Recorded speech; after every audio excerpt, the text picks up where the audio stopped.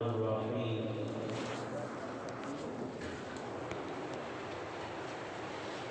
الحمدللہ وکفی وسلام علی عبادہ الذین اصطفی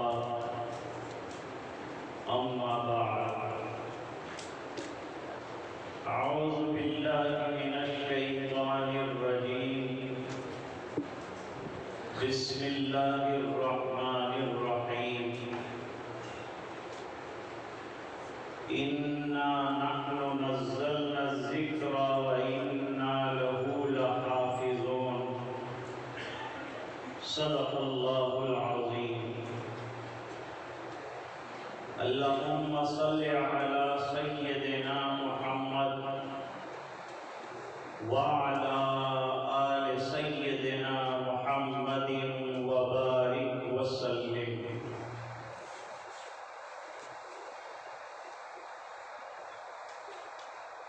حضرات علماء کرام اور برادران اسلام،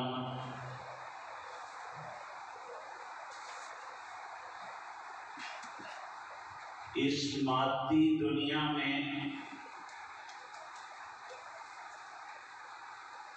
دنیا نے بہت زیادہ ترقی کی،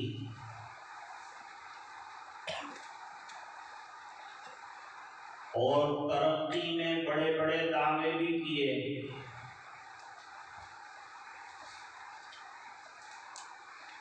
لیکن طاقتیں کتنی بھی بڑی ہو جائیں، دعوے کتنے بھی بڑے ہو جائیں، اللہ کی طاقت سے بڑھ نہیں سکتا۔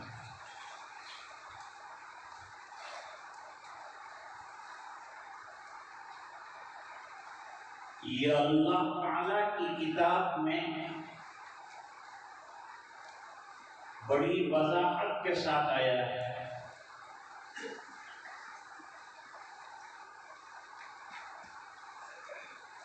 موجودہ دور میں جن طاقتوں نے اور جن ملکوں نے اپنا مادی لوہا منوانے کی کوشش کی، اللہ تعالیٰ نے انہی پر سب سے زیادہ ضرب لگائی۔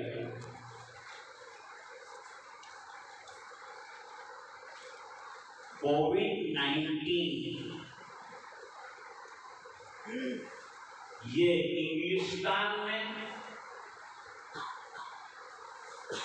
امریکہ میں، فرانس میں، اٹلی میں پہلے پھیلا، چائنا جس کا مال پوری دنیا میں جاتا ہے وہیں سے یہ بیماری چلی ہے،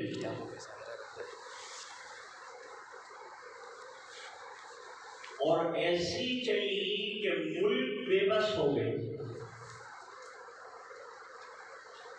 امریکہ نے اپنی بے بسی کا اظہار کیا کہ یہ چھوٹے جرثومے کا ہمارے پاس کوئی علاج ہی نہیں ہے۔ ابھی جو ویکسین بن رہی ہے یہ تو دل کو سمجھانے کے لیے، علاج نہیں ہے۔ انشاءاللہ ملے گا علاج بھی۔ حدیث میں فرمایا کہ کوئی بیماری اللہ نے ایسی نہیں اتاری کہ جس کا علاج بھی نہ اتار دیا۔ تو علاج جب آئے گا لیکن موجودہ دور کی مملکتوں نے اللہ کی طاقت کا اقرار کر لیا کہ اس طاقت سے بڑھ کر کسی کی طاقت نہیں ہے، ہم بے بس ہیں، لاچار ہیں۔ قرآن کریم میں یہی تو بات کہی یا ایھا الناس انتم الفقراء الی اللہ، اے لوگو تم سب اللہ کے دربار کو مانو کہ نہ مانو اس کے بھکاری ہو، اور اللہ کی ذات بے نیاز ہے، تمہیں اس کی ضرورت ہے، اس کو تمہاری ضرورت ہے۔ واللہ هو الغنی الحمید،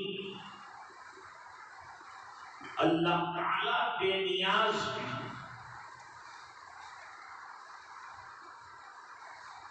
آپ نے نام سنا ہوگا ٹائٹینک، سیر و تفریح کے لیے ایک بہت بڑا پانی کا جہاز بنایا تھا دنیا نے،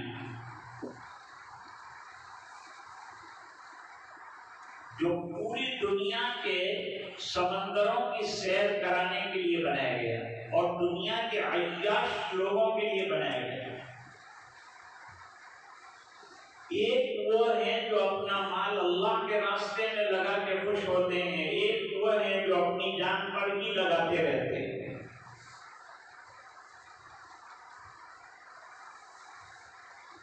جان بھی ہماری نہیں، مال بھی ہمارا نہیں، جان اللہ کی ہے، اللہ کے دین کے لیے لگاؤ، مال اللہ کا ہے، اللہ کے دین کے لیے لگاؤ۔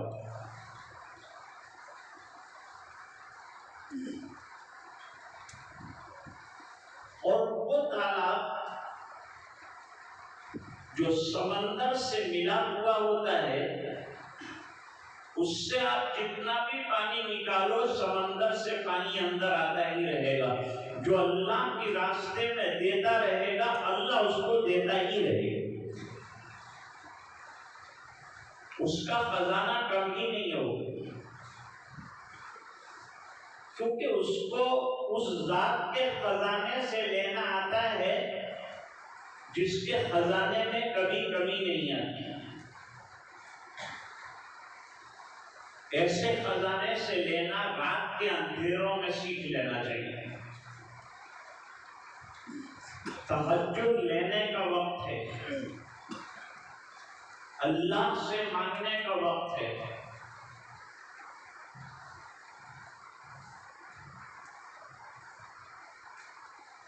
اب ٹائٹینک بن گیا دنیا کا بہت بڑا جہاز۔ جن لوگوں نے ٹکٹیں حاصل کی ان کو لوگوں نے مبارکباد دی، ان کا خیر مقدم کیا، ان کو خوش نصیب کہا۔ پھر ایک فنکشن رکھا گیا، ہر اہم موقع پر کوئی فنکشن ہوتا ہے، جیسے آج ہمارا دینی فنکشن ہوا، اس میں یہ سب دولہے جیسا کہ حضرت قاری صاحب نے فرمایا ہمارے سامنے بیٹھے اور مجلس کی رونق کرے ہوئے۔ جن کو دین سے نسبت ہے ان کو ان دلہوں کو دیکھ کر خوشی ہوتی ہے کہ اللہ تعالیٰ نے ان کے سینوں کو علوم قرآنیہ سے بھر دیا، مختلف علوم اللہ نے ان کو عطا فرمائے، اور یہ سب ادارے کی برکت ہے اور اساتذہ کرام کی محنتوں کا نتیجہ ہے۔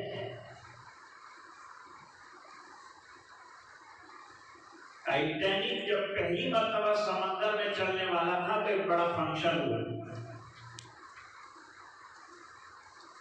اس فنکشن میں مادہ پرست لوگ بھی تھے اور کچھ پادری بھی تھے۔ پادری ویسے تو مذہبی اعتبار سے کوئی مضبوط دین پر نہیں ہے، لیکن اللہ کو مانتے ہیں۔ وہ جتنے بنانے والے تھے انہوں نے کھڑے ہو کر تقریریں کی۔ تقریر کے اندر یہ دعویٰ کیا کہ ہم نے ایسا پانی کا جہاز بنایا ہے کہ اب اس کو کوئی طاقت توڑ نہیں سکتی، اور پھر آگے چل کر کہنے والے نے یہاں تک کہا کہ اللہ بھی اسے نہیں توڑ سکتا، اللہ کی طاقت بھی اس کے سامنے بے بس ہے۔ پادریوں نے اپنی تقریر میں کہا کہ بھائی اتنا بڑا بول مت بولو، اللہ کو چیلنج مت کرو۔ انسان انسان کو چیلنج کرے کوئی بات نہیں، لیکن تم اللہ کی طاقت کو للکار رہے ہو، یہ مناسب نہیں۔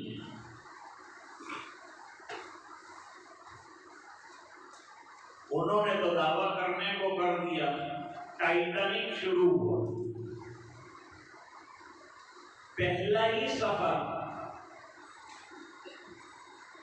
جہاز کا جو کپتان تھا، اس کپتان نے ہری جھنڈی دکھا کر جہاز کا آغاز کیا۔ جہاز چلا، ایک عرصے تک چلا، اندر دنیا کے بڑے عیاش اور مالدار لوگ اپنی تفریح میں مصروف تھے۔ جو کارکنان تھے انہوں نے آ کر کپتان سے کہا کہ سامنے سے ایک برفیلا پہاڑ آ رہا ہے جو ہمارے جہاز کے بالکل سامنے ہے، وہ آ رہا ہے۔ وہ شراب کے نشے میں مست، شراب کے نشے میں دھت تھا۔ بعض لوگ اپنی حد سے نکل جاتے ہیں اور بڑے بڑے دعوے کر بیٹھتے ہیں۔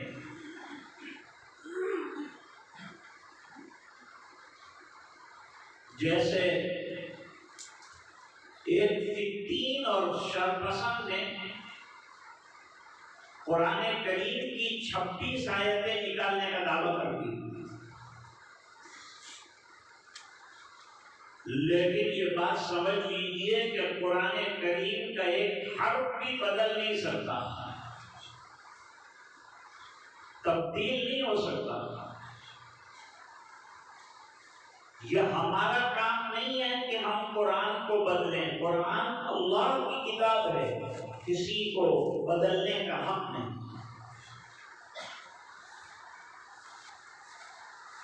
اب مجھے ذرا آپ یہ بتائیں گے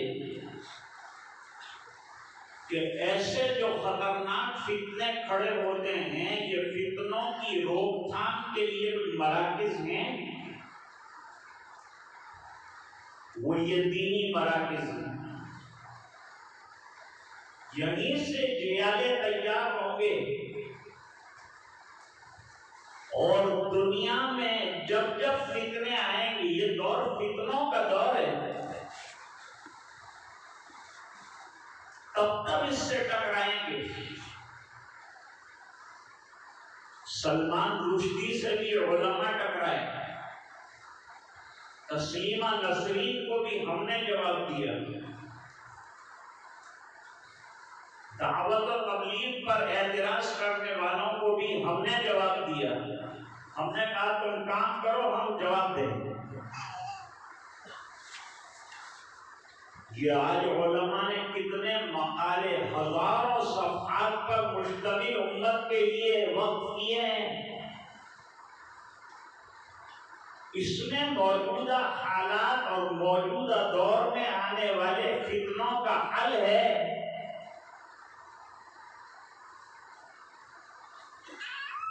اب قرآن کریم کی حفاظت اللہ کرنے والے ہیں، اس کا ایک حرف بھی تبدیل نہیں ہو سکتا، یہ باتیں۔ اب ذرا میری بات توجہ سے سننا۔ ابو موسیٰ اشعری رضی اللہ تعالیٰ عنہ ایک جلیل القدر صحابی،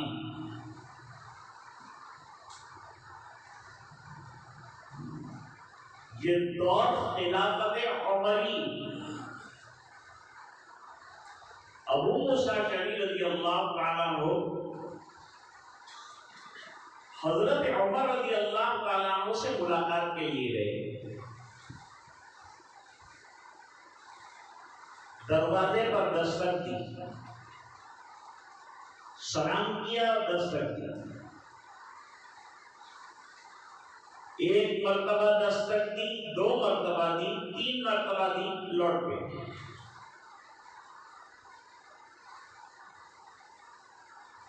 قضائے حاجت سے فراغت کے بعد حضرت عمر نے باہر نکل کر کہا کہ کس نے دروازے پر نوک کیا تھا, دستک کس نے دی تھی؟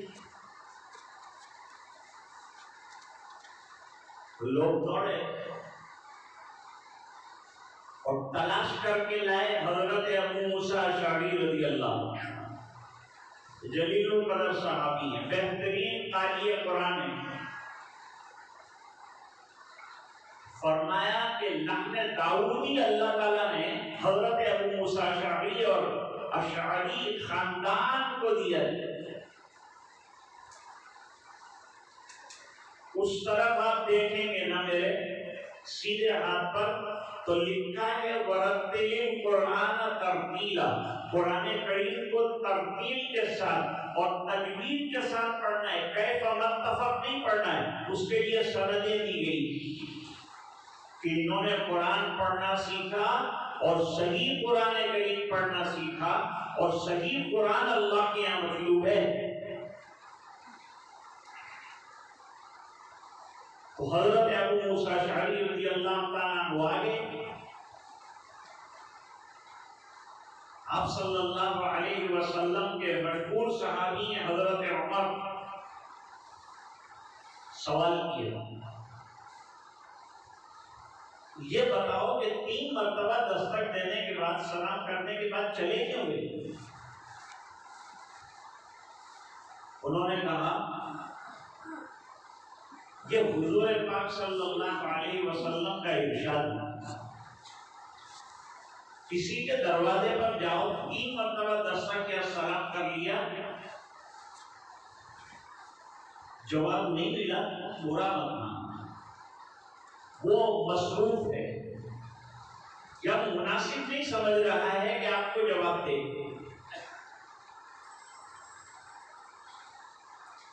اس وجہ سے 3 مرتبہ کی اجازت سرکار کی طرف سے ملی ہے, میں چلا گیا. تو حضرت عمر رضی اللہ تعالیٰ عنہ نے فرمایا اس پر کوئی گواہ ملے گا؟ کوئی گواہی لا سکتے, اور اگر گواہی نہ لائے نا تو پھر تمہاری پیٹھ ہے اور عمر کا کوڑا ہے, تیار رہو. سنی کی حدیث, ابو موسیٰ اشعری رضی اللہ تعالیٰ عنہ دوڑے اور سیدھے مسجد نبوی میں گئے. مسجد نبوی میں علم کے حلقے لگتے تھے, یہ ابھی ہمارا علم کا حلقہ ہے, ہم لوگ سیکھ رہے ہیں. یہ بچے روزانہ علمی چمن میں بیٹھتے رہے, وہاں سے انہوں نے جو ہے خوشا چینی کی. آج سروں پہ پگڑیاں بندھی, دستار ذمہ داری بندھی. میں کرکٹ کھیلا کرتا تھا, دورے کے سال تک میں نے کھیلا, لیکن جس دن سر پر دستار باندھی اس دن سے آج تک گراؤنڈ میں نے نہیں دیکھا, اس کا رخ بھی نہیں کیا. آج ہمارے نوجوان 2 کاموں میں لگے. ایک کام اپنی باڈی بنانا, دین بنانے کی فکر نہیں کرتے, باڈی بنا رہے ہیں. ایکسرسائز کرتے ہیں, کرو نہ نہیں ہے, اپنی باڈی کو اسٹرانگ رکھو, لیکن نیت اچھی رکھو. نیت یہ رکھو کہ جو تندرستی اور صحت حاصل ہوگی اس سے اللہ کو راضی کریں گے. عبادتوں کے اندر اور تہجد میں اور نمازوں میں اپنا وقت لگائیں گے تو آپ کا ورزش کرنا بھی عبادت بن جائے گا.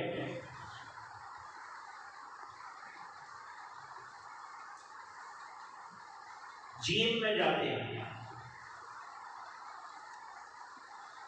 ہمارے ایک دوست دین میں گئے، آئے تو بڑا کاغذ تھا جسے حضرات کو بھی سند ملی ہے۔ یہ سند میں اساتذہ کرام نے یہ ان کو لکھ کر دیا ہے کہ ان کے اندر ہم نے صلاحیتیں مچلتی ہوئی دیکھی، اب آگے یہ محنت کریں گے تو انشاءاللہ ترقی کریں گے، قوم کے کام آئیں گے، سماج کے کام آئیں گے، دین کے کام آئیں گے، اور فتنے جب آئیں گے تو یہی لوگ کھڑے ہوں گے اور لڑیں گے۔ یہ ادارے تو باطل فتنوں کے لیے سد سکندری ہے، اس کو تو آپ کو قائم رکھنا پڑے گا اور اپنے افراد اس کو دینے پڑیں گے۔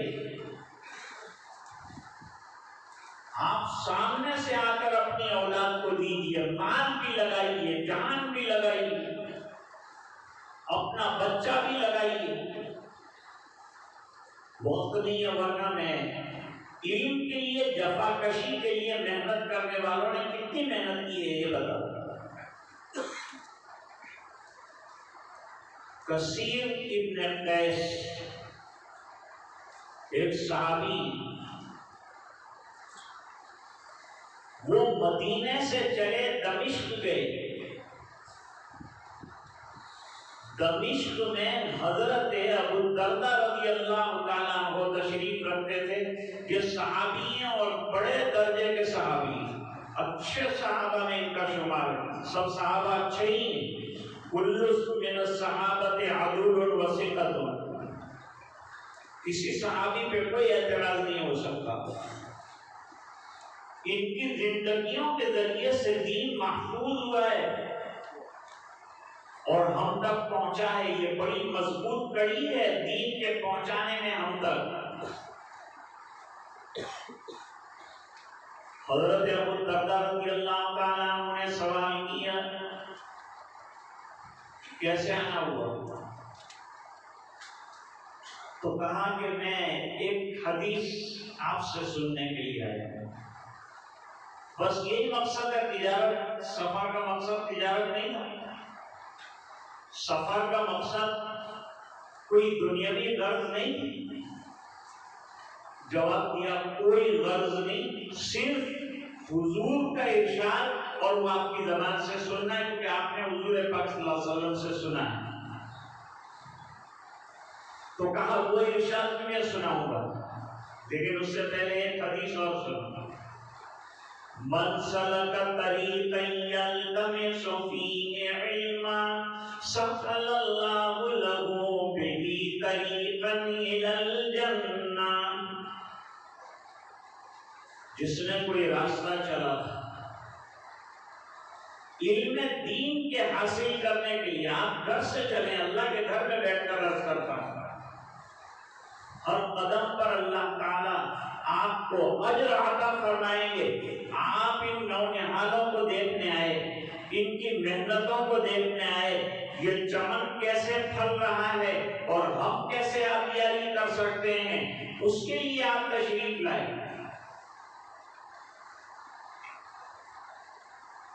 تو فرمایا کہ من سلک طریقا، جو راستہ چلتا ہے علم کے حاصل کرنے کے لیے، اور علم سے یاد رکھو ہمیشہ علم دین مراد ہوتا ہے، وہ علم جو انسان کو اللہ تک پہنچائے وہ علم مراد ہوتا ہے۔ علم کے راہ حق نہ نمایت جہالت، وہ علم جو انسان کو اللہ تک نہ پہنچائے اسے علم نہیں کہتے۔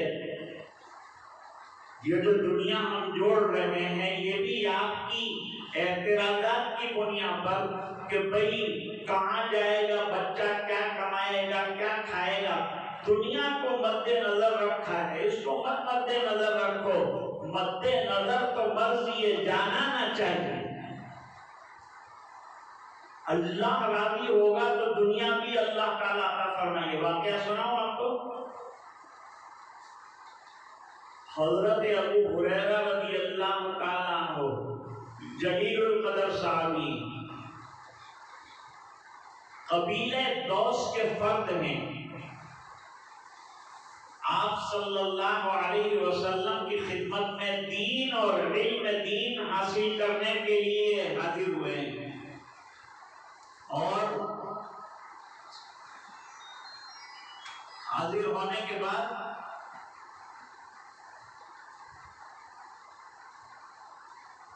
حضور پاک صلی اللہ علیہ وسلم نے سوال کیا، سوال یہ کیا کہ تمہارا آنا کیسے ہوا ہے، کیسے آئے؟ جواب دیا، دین حاصل کرنے کے لیے، ہدایت کی طلب میں آپ تک پہنچا ہوں۔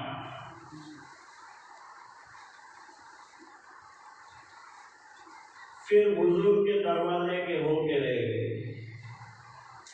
5374 روایتیں غزوہ خیبر کے بعد مسلمان ہوئے۔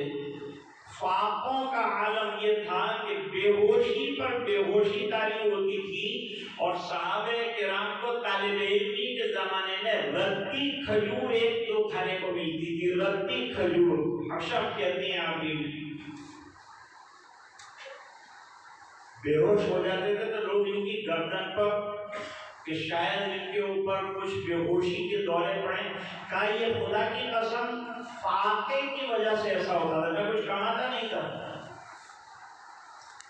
لیکن میں در دولت پر پڑا رہا، میں نے کبھی دنیا کی طرف نظر اٹھا کر نہیں دیکھی، میں بازار نہیں گیا، میں مزدوری کرنے نہیں گیا، میں باغات میں نہیں گیا۔ امام مالک رحمۃ اللہ علیہ کے یہاں ان کے ایک شاگرد ہیں یحییٰ ابن یحییٰ مسعودی الاندلسی، 2 مرتبہ وہ تشریف لائے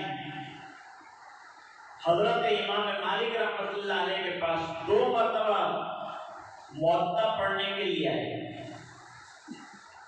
تو ایک مرتبہ مدینہ منورہ میں ہاتھی آئے، وہاں ہاتھی نہیں ہوتے، وہاں اونٹ ہوتے ہیں، تو ہاتھی آئے تو تعجب کی چیز، تو جتنے طلبہ تھے وہ اس تعجب خیز چیز کو دیکھنے کے لیے، ہاتھی کو دیکھنے کے لیے ذرا گئے، یحییٰ نہیں گئے۔ امام مالک رحمۃ اللہ علیہ نے درسگاہ کا چکر کاٹا تو یحییٰ کتاب میں مصروف تھے، پڑھ رہے تھے، دیکھ رہے تھے، لکھ رہے تھے، تحریر کر رہے تھے۔ یحییٰ تم نہیں گئے ہاتھی دیکھنے کے لیے؟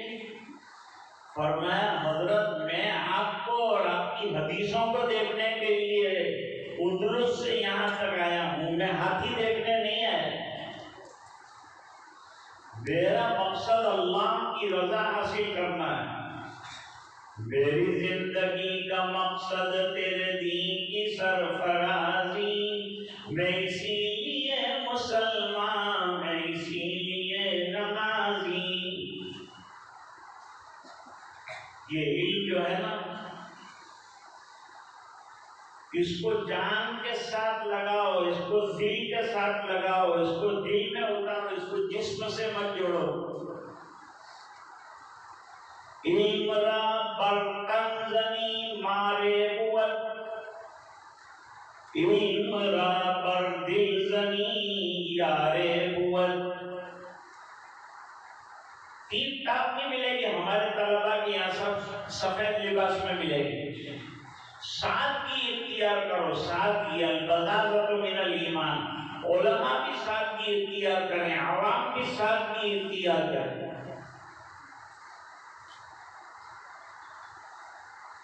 اور ابو ہریرہ رضی اللہ تعالیٰ عنہ نے رات دن محنت کر کے حدیثیں یاد کی، اور حضور کے دنیا سے تشریف لے جانے کے بعد اسی کام کے اندر اپنے آپ کو لگا دیا۔ ایک تو قرآن پڑھنا، قرآن کا علم حاصل کرنا، پھر قرآن کریم کی خدمت میں لگ جانے والا بہترین انسان ہے۔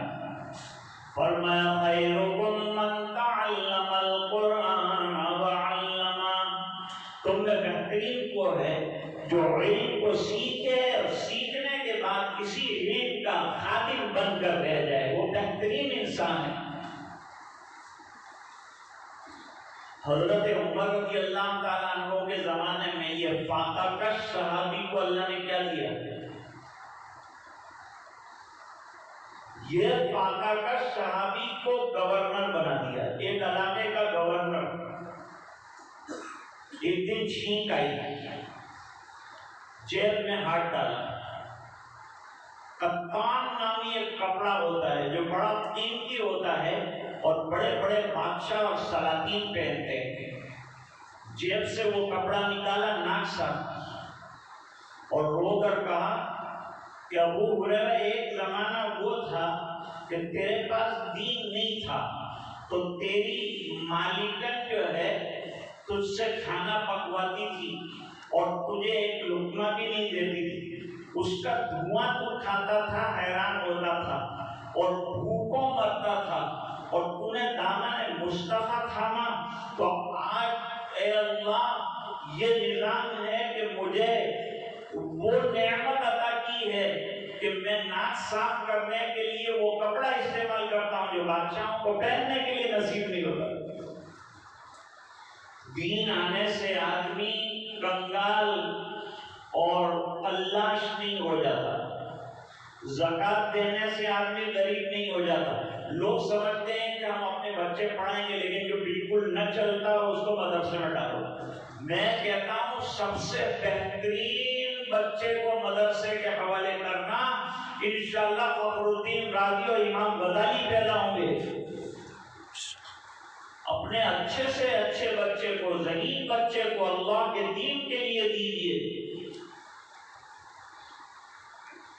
تو عرض کر رہا تھا کہ جو کوئی دین کے لیے راستہ چلتا ہے، حضرت ابو رضی اللہ تعالیٰ عنہ فرماتے ہیں کہ سرکار نے فرمایا سَخَّلَ اللَّهُ لَهُ بِهِ طَرِيقًا إِلَى الْجَنَّةِ، اللہ تعالیٰ اس کے لیے جنت کا راستہ چلنا آسان کریں گے۔ تو جنت کا راستہ ہے یہ مدرسے کا راستہ۔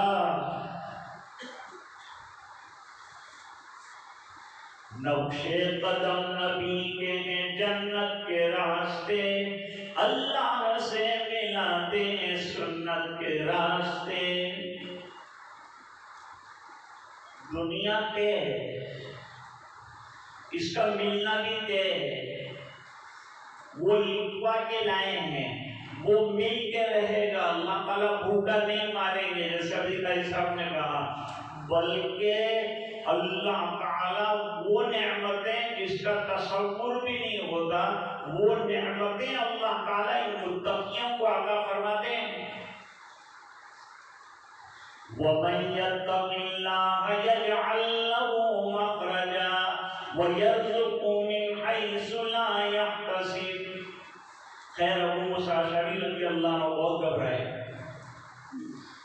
اور گھبرا کر سیدھے مسجد نبوی میں پہنچے، وہاں علم کا حلقہ لگا ہوا ہے۔ دنیا میں جتنی درسگاہیں ہیں ان کے تار میرے محبوب کے مدرسے سے جڑے ہوئے ہیں، یہ تاروں کو مضبوط کیجیے تو انشاءاللہ آپ کے دل کے اندر یہ دین کا چراغ، آپ کے گھر کے اندر یہ روشنی جلتی رہے گی۔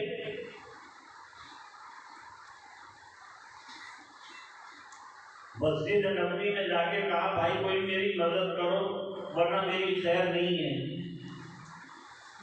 ارے بھائی کیا ہوا؟ کہا بھائی کسی نے یہ حدیث سنی ہے 3 مرتبہ دستک دینے کے بعد 4تھی مرتبہ نہ کھٹکھٹائے۔ تو ایک چھوٹے صحابی ہیں ابو سعید خدری رضی اللہ تعالیٰ عنہ، وہ بچپن سے حضور کی خدمت میں رہتے تھے اور حدیثیں حاصل کرتے تھے۔ انہوں نے کہا یہ سب بڑے بڑے صحابہ نے تو سنی ہے، مجھ چھوٹے ناچیز نے بھی سنی۔ وہ کھڑے ہو گئے اور کھڑے ہو کر آئے، کہا چلو کہاں گواہی دینی ہے؟ حضرت عمر رضی اللہ عنہ کے یہاں گئے، گواہی دی جا کر۔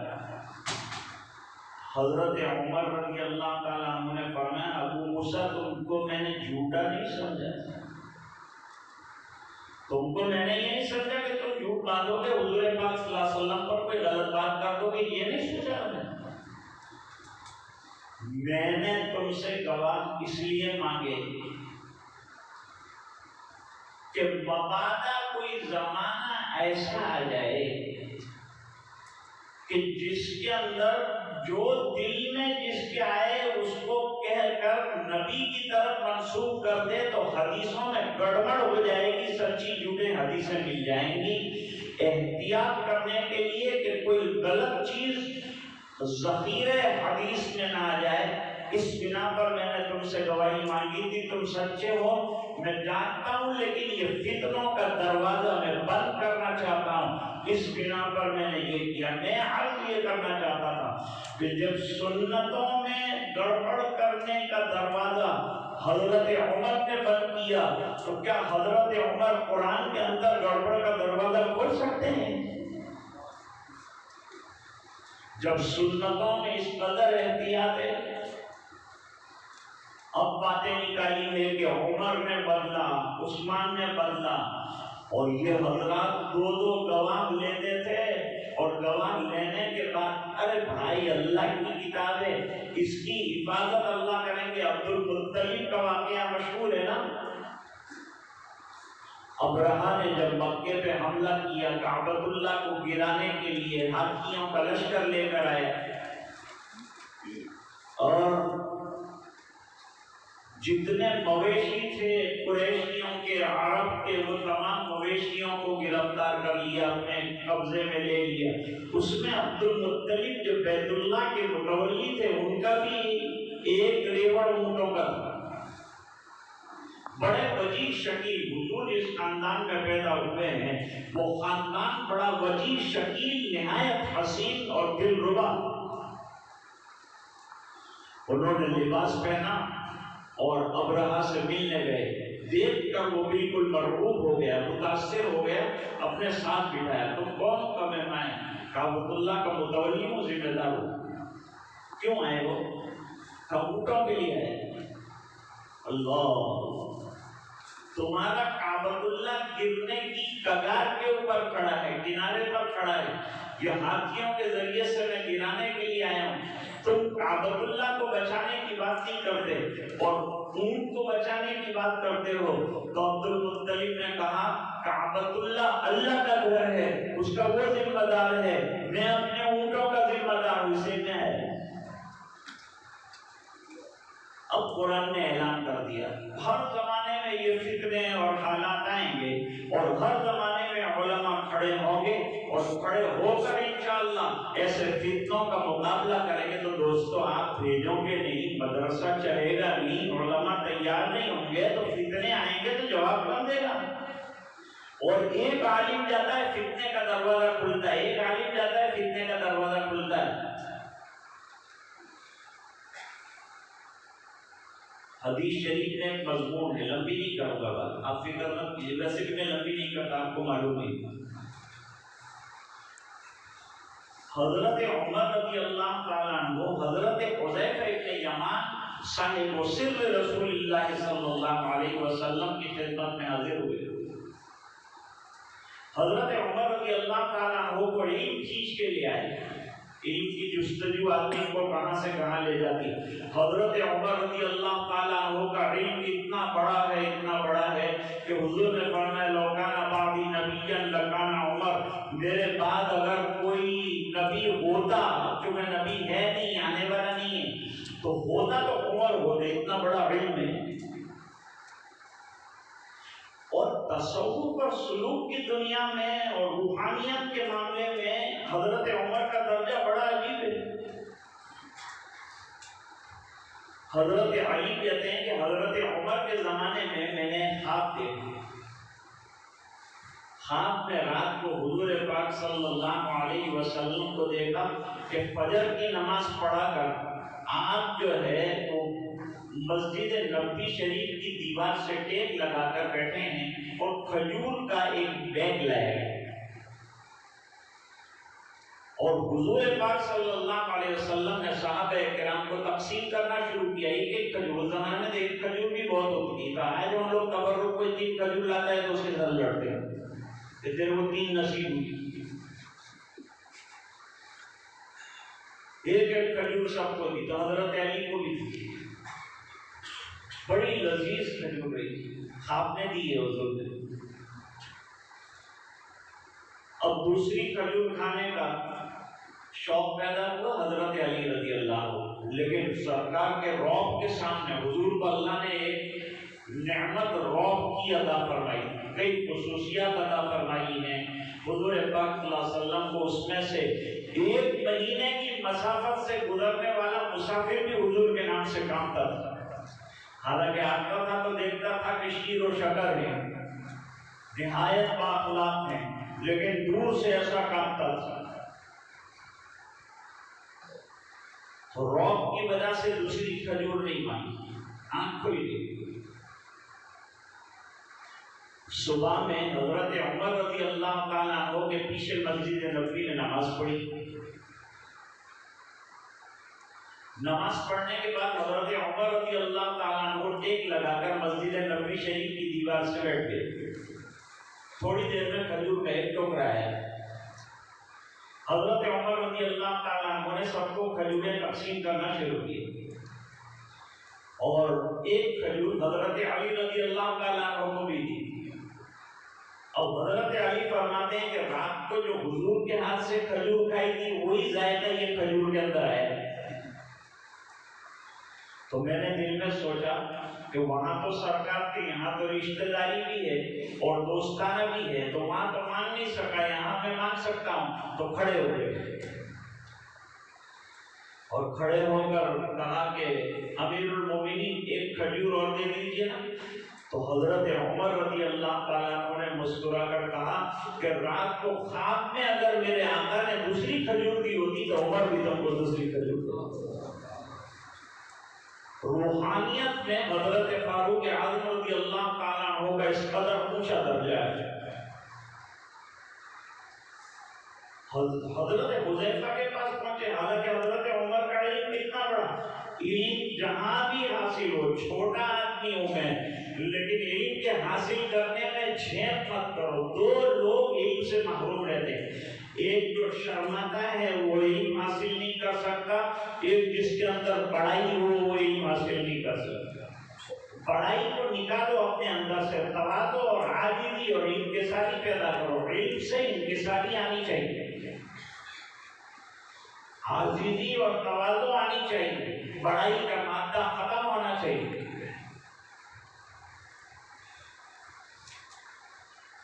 تو بڑی عجیب بات، یہ حضرات میں تواضع بھی اپنی انتہا کو پہنچ گئی. اللہ تعالیٰ نے ان کو عجیب تواضع سے بھی نوازا ہے. اور اس کر رہا تھا کہ حضرت عمر رضی اللہ تعالیٰ عنہ نے حضرت حذیفہ ابن یمان سے پوچھا کہ مجھے فتنوں کے بارے میں کچھ بتاؤ. فرمایا چھوٹے موٹے فتنے تو انسان کو، فتنوں سے مراد آزمائشیں انسان کو آتی رہتی ہے.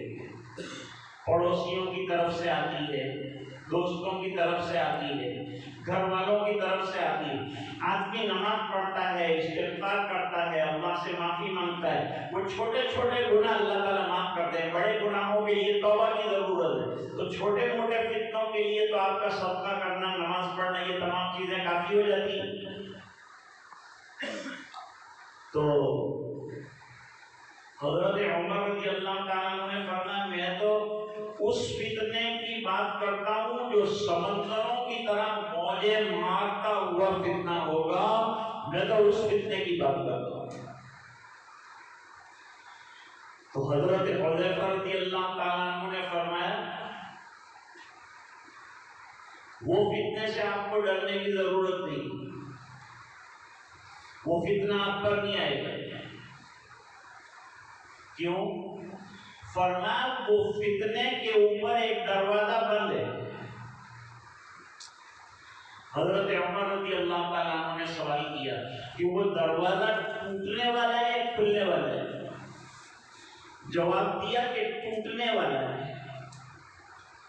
شاگردوں نے بعد میں حضرت حذیفہ سے پوچھا کہ حضرت عمر نے پوچھا نہیں کہ وہ دروازہ کون ہے، کہ عمر کو معلوم ہے کہ فتنوں پر بند دروازہ خود عمر ہے،